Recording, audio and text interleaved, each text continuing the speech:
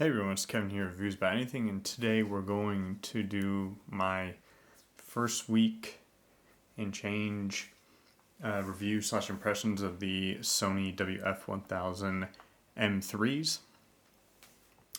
These are Sony's current flagship true wireless headphones.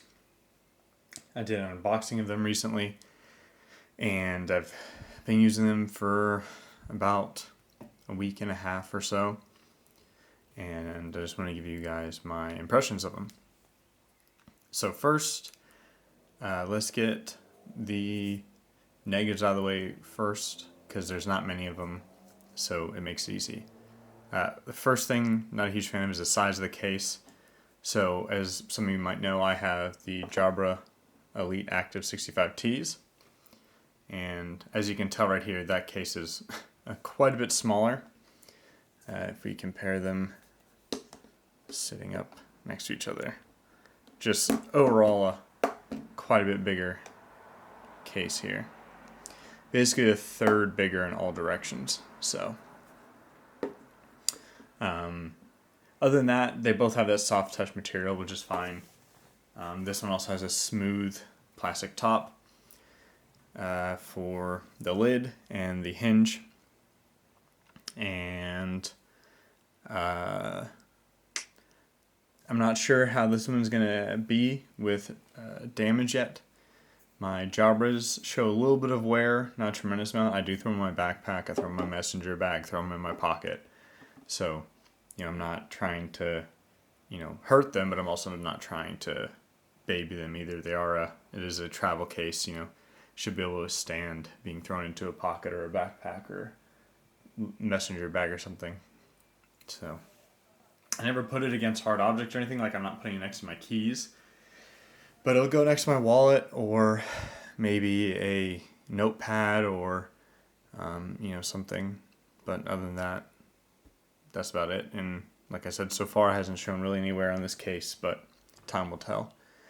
The second thing I'm not a huge fan of is if you can get in the right light, you can see right here, right here, right there, right here, especially right here. If that's going to show up, there's a line right there. Same thing on the bottom here. With that reflection, you might be able to see it better here and here. So these lines are from the mold, the plastic injection mold that Sony has, and I don't know if you guys can hear that, but that's my nail hitting against that crease right here on this edge. So it's a pretty pronounced line in the plastic or crease or whatever you want to call it. Just kind of surprising, especially for the price of these. You're spending over $200 on a pair of in-ear headphones, and for them to have this injection mold where that's very easy to see, it's just a bit surprising, especially when you can compare them to these Jabras, and you can faintly, in the right light, see the crease here on the bottom where the mold was, but nothing super pronounced, nothing that you can feel, where these Sonys, which are basically $100 more than those, you can very easily see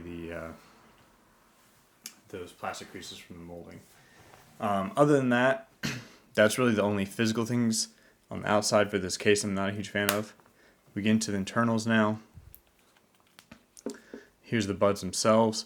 They are magnetically attached, which I really do like. That's something that the Jabras do not have. I'm not a huge fan of this magnet just being exposed. I don't know how it's held in there, if it's friction or if it's a clamp or if it's spring or if it's molded in there. I'm not 100% sure, but over time that could potentially come out with the headphones, since the magnet in the headphones is encased in the plastic and you can't see it. Other than that, the case is nice. NFC, USB Type-C protects the buds easily.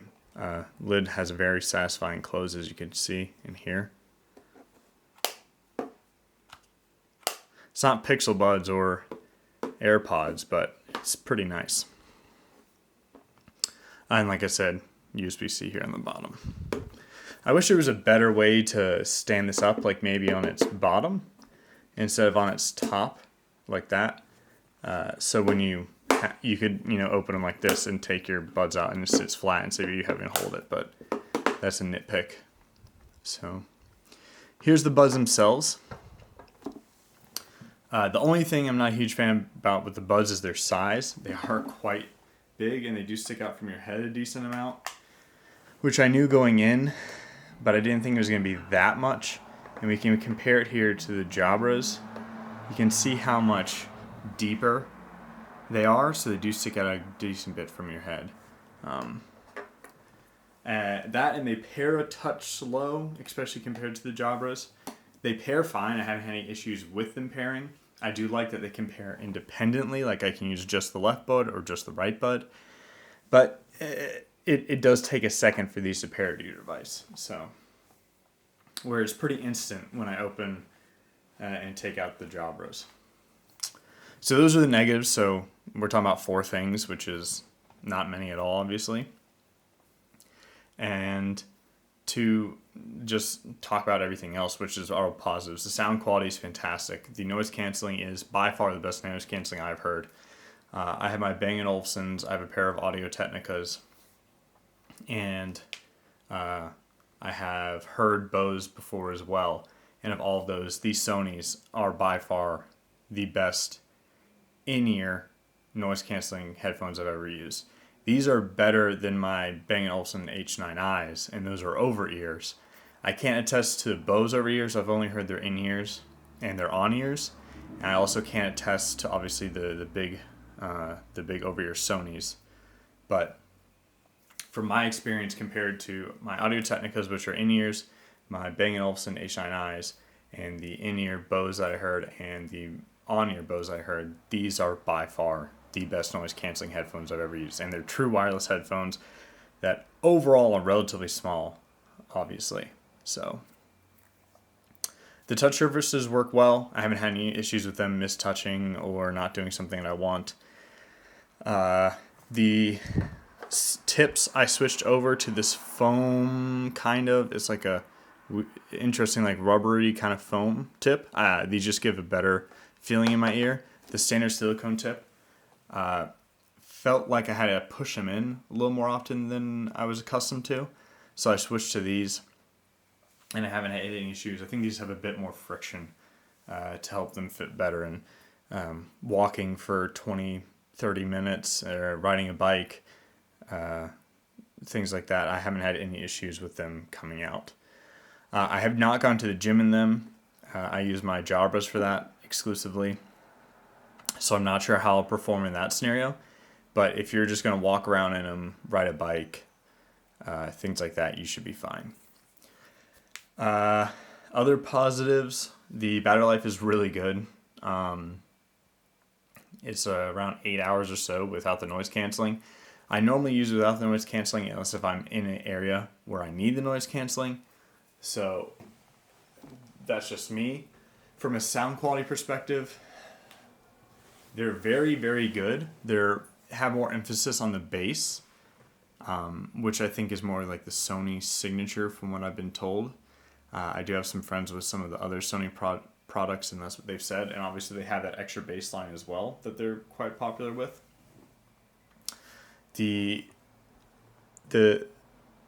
technicality of these drivers are quite good. They're nice and precise. I would say it's a shallow V shape when you're talking about the sound signature. It has a little bit of elevation in the bass and just a touch in the treble. The mids are not really messed with any, but you can also adjust that in the app. The app is really nice. You can turn on and off the noise canceling. You can mess with the ambient. You can EQ it. You can also even control your media within the app, which is really nice. So yeah, I highly recommend the app if you purchase these or any of the Sony products, I can take advantage of their app. And the noise canceling, from my experience, doesn't affect the sound quality a tremendous amount like some other brands. There is a bit of degradation, I guess, or hit in quality. It almost seems a bit more bassy when you have the noise canceling on, or something like that, a little more veiled. It's not anything insane, like they still sound very good, but I normally use them without it because they're quite isolating to begin with. And I haven't come into a scenario yet where I have to use the noise canceling all the time while even listening to music. So yeah, this has been a very positive experience for the first week and a half. Like I said, besides those 4 little issues I mentioned, I really recommend these. I think I'm going to keep them as long as nothing goes wrong within the next week or so. I have like 30 days to where I can, if something goes wrong, I can return them. But for right now, it seems like I'm going to keep them without a doubt. I mostly use these, like I said, and then I use the Jabras as for the gym, because recently these Jabras have only been lasting about 3 hours. So I'll make another video on these to update everyone on how this has been going for basically 2 years of ownership now. So yeah, these are my daily use now. The Jabras are for the gym. If you guys have the Elite Active 65Ts, audio comparison wise, these have more bass. The Jabras have a bit more precision in the highs. I was listening to these back and forth with many different genres. I was listening to blues, I was listening to classical, I was listening to all types of rock. I listened to some hip hop / rap as well. I listened to some big band. And when I was listening to some alternative rock and metal songs, you can hear the crispness in the hi-hat and stuff like that a bit better in the Jabras. Not that it's bad in the Sonys, but I think because the Jabras lack a little bit in the bass, it makes up for it a bit in the detail that it has. So you can really hear like hi-hats and different cymbals and stuff like that being hit, and rim shots and things like that in drums. Also very fast single-picked guitar solos are a bit more easy to pick up the subtle nuances on the Jabras. But other than that, like I said, no knock towards the Sonys. You can still tell all that stuff. It's just that because of the elevation and the bass that it has, it's a bit harder sometimes in different songs, how they're mixed, how they're streamed, or if you're downloading things like that. There's a bunch of variabilities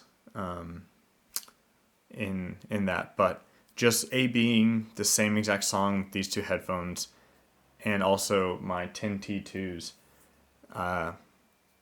these just have a bit more bass in those, so I feel you lose a touch in the resolution or the technical precision, but not a huge deal for me. I don't use these headphones for critical listening or anything, so for walking around in town, for riding my bike to different places, for being at my desk while working, and things like that. And I'm guessing once I get on a plane again, whenever that is, they'll be fantastic at that, especially. So high remarks from me so far.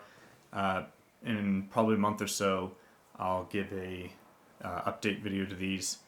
And if you guys are interested in these, wonder if you should buy them, I recommend them 100%. I got mine on sale. I believe I mentioned an unboxing video for about $200. If you can get them for that price, they're a steal. Even I've seen them in this for about $220, $230. That's still a good price as well. Even full price, these are fantastic headphones. So if you guys want me to compare these to anything else, let me know.